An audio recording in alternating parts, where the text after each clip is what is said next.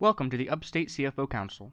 This organization was founded in 2019 by Robert Bendetti in order to provide a networking and educational forum for senior financial executives to share best practices, to discuss current financial issues, and to learn about current topics related to the performance of their job.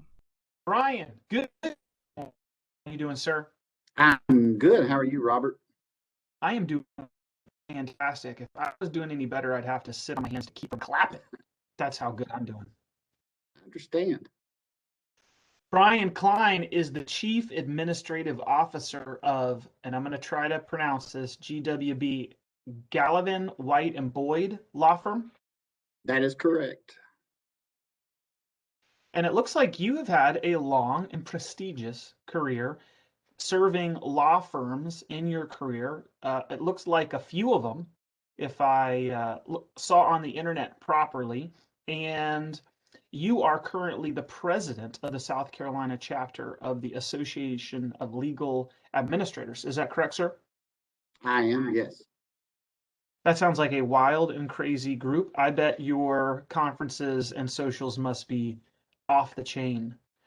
And you're undergraduate. I think you got in business administration, accounting, and computer science from Bluefield State College. Is that correct?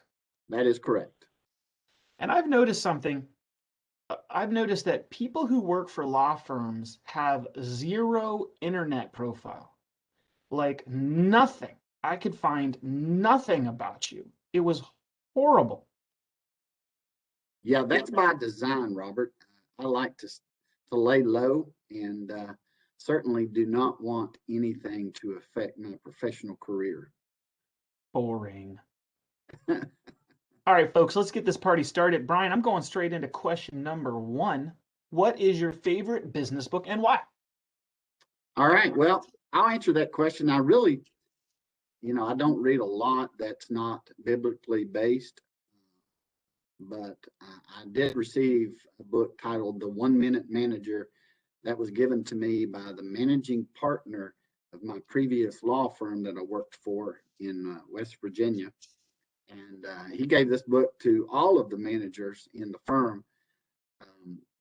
So I have read most of that book. I found it interesting because it does give some practical topics on that you can do with the people that you're managing. So, I've enjoyed that book. Just recently, I picked up a book that my daughter was reading called The Marketplace Christian. The title kind of caught my eye, and she actually purchased the book for me. She couldn't give me the one she was reading, but she purchased it for me and gave it to me as a Christmas gift. I want to make sure that I'm the same person when I go home that I am here on the job. So I'm enjoying reading that book. And there's one other book that I picked up when I was at the eye doctor. I was checking in and I noticed these books displayed behind the counter at the receptionist, and I asked about the books and I said, "Are you selling those?" And she said, "Yes." There was 3 books, and the one that caught my eye was titled Insecurity. And I said, "Well, I'd like to purchase that book and read it." And the reason is I think it's something that we all deal with on a certain level. And I thought it might make me a better manager if I can maybe help somebody deal with some of their insecurity or help me understand them a little bit better, knowing how to deal with them if I understand them a little bit better. So I picked that book up and I've read probably 3 chapters of it so far, and I've enjoyed it. It's really good, practical book and has been good so far. So I'm looking forward to reading that book. Wow, Brian is bringing it strong today. A 3-fer in question number 1. Question number 2. It goes downhill from here. Well, Brian, what is the best advice that you have ever received? Well, the best advice was going to come from my father. My dad is a blue-collar worker. He's retired now. But he always said it and he always lived it. And he said, whatever you do, give 110%. Success will always follow. And that's the way he worked until he retired. That's the way he does his home projects, and when he's helping his neighbor, if he's working for the church or just whatever he is doing, my dad has a work ethic that is beyond belief. And even though he is much older than I am, he can still outwork me physically. So I've always tried to incorporate that in everything that I do, no matter whether it's here on the job or at home or, in the various coaching. I've been a coach for almost all of my children's activities. So, I've tried to do my very best there. No matter what I do, I try to do my very best. Brian, what about a new tool that you've recently started using or a new habit that you have picked up that you have found beneficial? Sure. Well, there's two things I'll share with you. My wife and I started going to 9 rounds last year. Prior to COVID, we were going there religiously. But when COVID hit, of course, we had to take a break, but we've picked it back up. And I will say, I'm amazed at the strength and conditioning it gives you, but it did knock 3 strokes off my handicap. So that made it worth everything that I do with 9 rounds. Probably the tool that's most beneficial is I recently purchased a standing desk here at the office. I've read the articles that said you can stand too much or you can sit too much, but I have found it does help an aging back if I do stand a little bit during the day and I sit a little bit during the day. So I do like my standing desk when I'm here in the office, and when I'm working at home, I do miss it. Yeah, I've heard really good things about that. Just having the opportunity for a little bit of the day to change, different change of posture, blood flow is different. I'm hearing really good things about the stand-up desk. Yeah, it's I like it. It holds both of my monitors. So you have to get one large enough to fit all the stuff that you put on it. But it is good to stand up and stretch out a little bit. It'll make your legs a little bit stronger too. Brian, question number 4, what is the best part of your current job? Well, that took a little bit of debating, but I will say I'll give you the best time.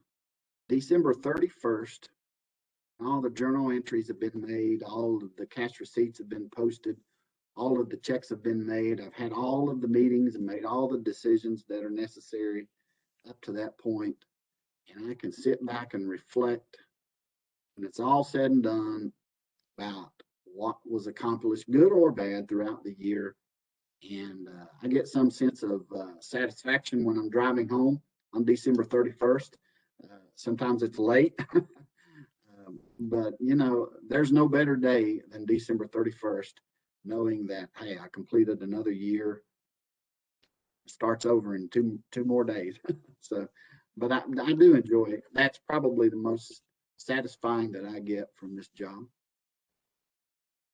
Brian, what about something personal that you wouldn't mind sharing about yourself with the rest of the CFO Council members? Sure. So I'm glad you weren't able to find a lot on the internet. So it does give me a little bit. I am a father of 2. My son, he currently is at the Citadel. He'll be graduating in May, so I'm very happy about that. Even so, he's supposed to be starting a new job at the 1st of June, so that's even better. He gets off my payroll. But I have a daughter that goes to North Greenville. She's going to be an accounting major, believe it or not. She's a junior there. She plays basketball for the school, so very proud of her and my son. So that, they're pretty much my life outside of work and outside of going to church. But one of the interesting things probably about me, if there is any, have you heard of the Hatfield and McCoy feud? Oh, definitely. So my mother is a great-grandchild of Devil Anse Hatfield. So I guess that makes me a great-great-grandchild. It's pretty cool. I can see my grandfather's name below the statue they have of Devil Anse Hatfield in the cemetery. And my mother has pictures that most people can't see, but it's pretty cool, to see how when that family would take a photo, of course, they always had their guns beside of them. It's just a different time. You got any beef with any of the McCoys anymore? Or you letting bygones be bygones at this point? That's a funny question. One of my good golfing friends, when I was just recently, hadn't been married maybe 1 or 2 years, but I met a gentleman with the last name McCoy, and we became very good friends, very good golfing buddies. We would take it out on the golf course and do our smack talk then, but we even laughed about it because he was from that same area, and so it was fun just to see, but no animosity. Well, that's good. That your Christian teachings have taught you to turn the cheek and to love your neighbor. Well done, Brian. Question number 6, last question. It happened so fast. What is something that I should have asked you, but I didn't? And what is your answer to that? So I thought long and hard about this, and I thought, well, I'm just going to tell Robert that I don't have an answer, but probably the one peculiar thing, and it relates to the CFO, is why did I select the career that I have? And that was a funny story. I go to college to register before my freshman year started, and they had all of these pamphlets, all of these diplomas and degrees that you can get. So I just started going through and grabbing a bunch that I thought I would be good at. Not that I was, would provide me some thrilling happiness in life, but the one that I thought could make me the most money. And so I probably selected 5, and I take them home. And I have an older brother, and he has a computer science degree. So he says, "What do you have in your hand?" I said, "Well, these are degrees that I think I'm going to select from one." Nobody ever told me that you could go to your freshman year of college without selecting a degree, but I thought I had to go ahead and select one before I started. So I said, "Well, I'm going to look at these." And he said, "Well, you get your accounting degree. I have my computer science degree, and we'll go into business together." And I said, "Okay." So just like that, I made a life-changing decision that would chart my course for life. But I thought that was funny. Reflecting back on it, Robert thought, should I have done something else? Should I put more energy into it? Honestly, I think it was the right decision because, I do find my job fulfilling. I do find it satisfactory, and I'm pretty good at it. So it did work out. Did you and your brother ever start a business, even a little side hustle? We did not. The best plans sometimes don't work out. Maybe that was a good thing. Yeah, I don't think it's good that family work with family. It would have turned into the Hatfields versus the Hatfields. It would have been, I think, brutal at times. Well, Brian, this has been fantastic. You're an amazing family man of faith. It's awesome that you give back to your community, and you've been volunteering as a coach and with your kids. And you got 2 kids that are, one really close to off the payroll, and then the second one, you can kind of see the light at the end of the tunnel. So that must be awesome. I got 2 teenagers that are they're heavy payroll hitters right now. So you're my mentor. You're where I want to be in a few years. So this has been awesome. Thank you so much for taking the time to speak with me and sharing a little bit about yourself. Thank you, Robert. Thank you for taking time and showing some interest. Have a great day. Thank you. Bye-bye.